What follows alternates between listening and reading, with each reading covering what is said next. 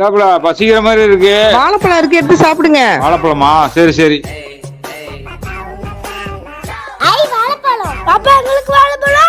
உங்களுக்குலாம் சளி, நீங்களா திங்க கூடாது, போங்க போங்க. எனக்கு வாழைப்பழம். வீசிங்கா இருக்கு, நீங்களா திங்க கூடாது, போ. வாழைப்பழம் எனக்கு. நீங்களா திங்க கூடாது, போங்க போங்க. நீங்க என்ன சொல்லுங்க? அதுவாடா, வாழைப்பழம் தர மாட்டாரா? ஆமாடா, நாங்களும் கேட்டு எங்களுக்கும் தரலடா. ஐடியா, அவரே சாப்பிட விடாமக்கலாம்.